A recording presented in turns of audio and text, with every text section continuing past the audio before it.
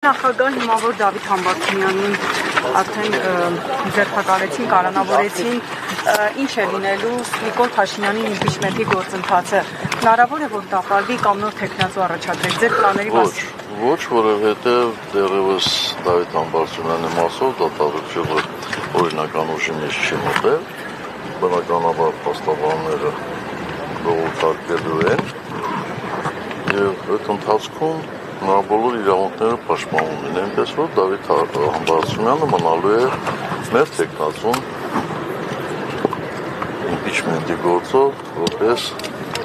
վարչապետի թեկնածու։ Պարոն Սարգսյան, դուք կարծում եք, որ Դավիթ Համբարձումյանին այդ գործընթացի պատճառով կալանավորեցին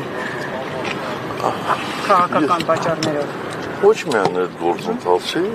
իր դիրքորոշման պատճառով։ Ես չգիտեմ, ես խնդրել եմ մեր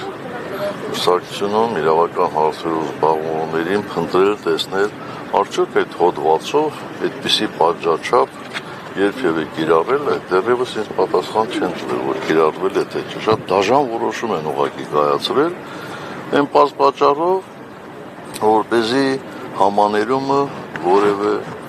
ազդեցություն չունենա։ Պարոն Սարգսյան, ընտրություններին ամիսներ անցել ընդամենը, մի քիչ կպատմեք ձեր պլանների մասին, ասելու վերջ, էլի, օրինակ դաշինքներ, չգիտեմ, ինչ տարբերակներ եք մտածում, որ Նիկոլ Փաշինյանի իշխանությանը կուղարկեք, օրինակ, ինչ ռեալ գործընթացներ կան, օրինակ, ինչ պլաններ կան։ Մենք այլ պլան չունենք, քան իմպիչմենտի գործընթաց առաջ տանելը։ Եթե ուրիշներ այլ պլաններ ունեն, այլ առաջարկություններ ունեն, մենք հաջորդով դա կլսենք։ Ինչ եք ասում։ Պարոն Սարգսյան, գնալով վիճակը երկրի կարծես վատանում է,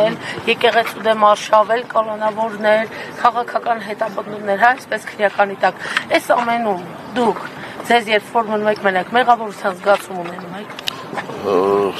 Եթե նույնիսկ այս փոքր խմբում մեկը կա, որ ինքը կասի երբեք ինքը մեղավոր չի եղել։ Թե 18-ի իրադարձությունների շատ լավ։ Այս գործով արդարացրած դատավորի նկատմամբ կարգապահական վարույթ հարուցվեց եւ նա հեռացվեց դատական համակարգից։ Մտավախություն չունեք, որ եթե ձեզ մյուս դատավորներն էլ արդարացնեն, նույն ճակատագրին կառնեն։ Բայց ինչ կարող եմ այդտեղ անել։ Դատավորները իրենք են որոշում արդարադատություն ապահովել, թե անձնական անվտանգություն։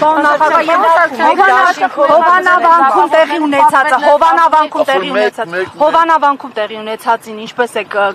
վերաբերում։ Չեմ էլ ուզում այդ հայտարարության արձագանքը։ Բայց նորից է գնալու, պարոն նախագահ։